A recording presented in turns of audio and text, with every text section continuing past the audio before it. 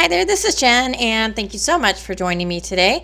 Today I'm creating a single card using some watercolors, and I am going to be using the Strathmore Tone Tan Mixed Media paper pad. It's something new for me. Michael's had their buy one get one 50% off sale, and so I went ahead and picked that up along with my Bristol. And the stamp that I'm using is this indigo blue Peony Posey stamp. It's a red rubber stamp.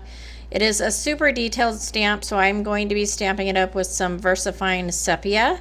So I'm not doing no line watercoloring, mainly because the image is so detailed that I wasn't even sure that I could color this how I wanted to color it. So I'm actually using my Tombow's 2 watercolor. I'm not using traditional watercolors. And mainly I'm going to use the 685, and then I use some other shades of red and pinks for the other flowers, but this is the main image.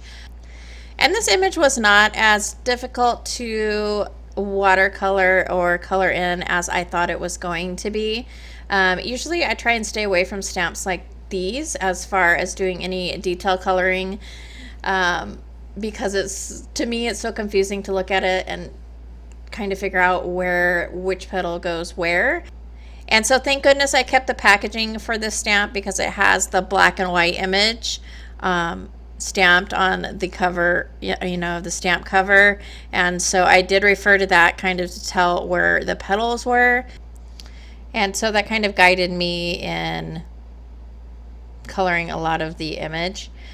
So for each little petal that I can determine, I'm just taking the marker and I am going in towards the center, and the stamp is really detailed, so it's really quite easy to tell where you put your shading. It has a lot of the kind of where you would do the flick marks, I guess, on the stamp image already, and so it wasn't hard to figure out where to put the shading.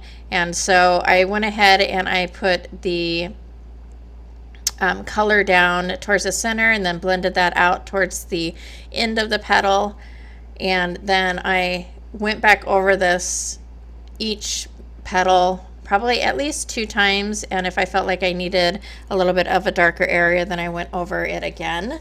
And so that's how I color all of the petals. I try to leave a little bit of like at the top of each petal a little bit of the lighter color so that you could tell where each petal was.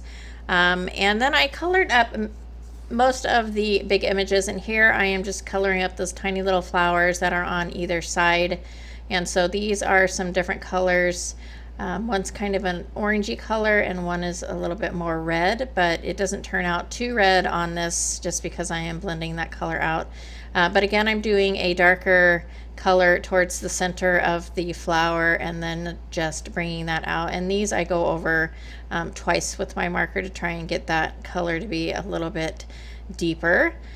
And then surrounding the flower, the stamped image has like a lot of more of a mixed media kind of details around it with some splatters and things like that. And so I'm taking this Ranger Letter It embossing pen and I'm just basically making dots or going over some of the swirls with the pen so that I can add some embossing powder.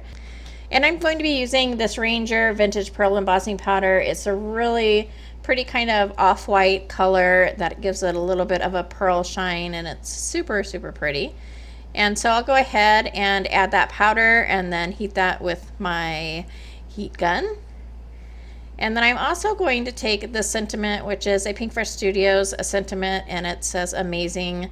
And I'm going to cover that with my Versamark embossing ink, and then I'm going to use that same pearl embossing powder to cover the sentiment. And this die has a shadow piece as well, so I went ahead and took that shadow piece and used some tracing paper. It is super thin and I like the way it looks, so I used tracing paper to cut that shadow piece out. I also did splatter this card with some Dina Wakley white gloss spray. I don't know where the footage for that is. And then I'll just go ahead and assemble my card. I added the sentiments, the amazing, and then a sentiment strip that says just the way you are. That is clear embossed on that same tan paper. I added some Nouveau jewels and bisque liquid pearls, and that will complete this card. I love creating this card. It was a great way for me to kind of just relax and have a little bit of fun. So I hope you have a little bit of fun in your day today, crafty or otherwise. And as always, if you like this video or found it informative, please go ahead and give me a thumbs up. Thank you so much for taking some time out of your day to spend with me, and I will catch you next time.